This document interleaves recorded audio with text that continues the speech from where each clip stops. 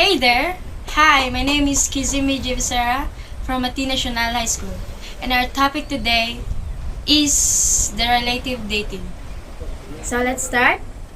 What we have here is the relative dating problem, where we have several days overlying each other. We've got some that are folded down.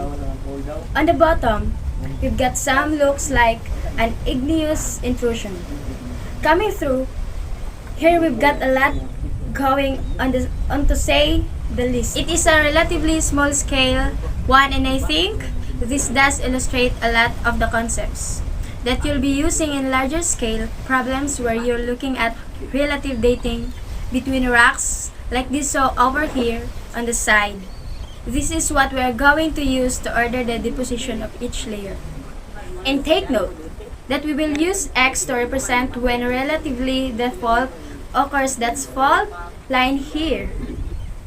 And Y to represent relatively when the fault occurs, and of course, I use the term relatively to say with respect to the deposition of the actual layers of rock we're looking at here.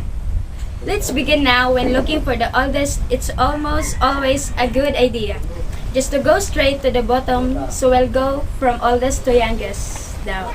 At the bottom, here.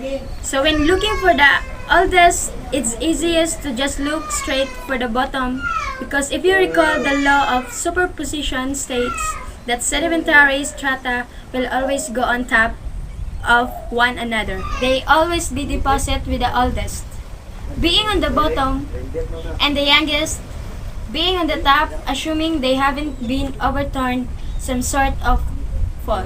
So because of that, we can say that since A is on the bottom, there's a layer down here that I didn't bother labeling, but out of the ones that we care about, A is on the bottom. Therefore, I must have come first. We know that it comes before all of the other layers because it's at the bottom of all of them, and we know that it must have come before the falling or the faulting, because you can fold their fault rock that doesn't exist. Simple enough, right? And then after having a stand, that we pretty much just go on and look to the one above it and say, well, was there anything that occurred between these two that would have result? To understand clear the geologic history, what happened first, geologists study rock outcrop, the natural exposure of rocks, layers, or even man-made exposures such as we see in a road out in sedimentary rocks outcrops. An obvious feature is bedding layers. Bedding layers is laid down one on top of the other, and bedding layers the way sediments are deposited one of the top of the other. Although some rocks layer can be folded or tilted, when the layers were first formed, when the sediment was deposited, it was laid down in horizontal beds, extending in all directions. The principles of relative dating help piece together Earth's history, and they help to answer what came first.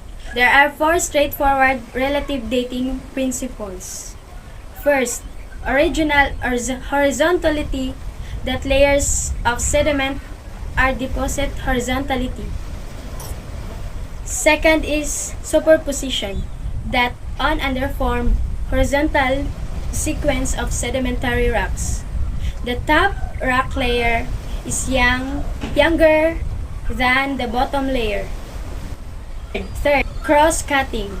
For example, when an igneous intrusion or a fault cuts through pre-existing rock, the intrusion is younger than the rock through which it cuts. And fourth, inclusions, when pieces of one rock are contained within another, the inclusion is older than the rock containing it onward. That's all for relative dating. Again, I am Kizumi Jivisara, and thank you for watching.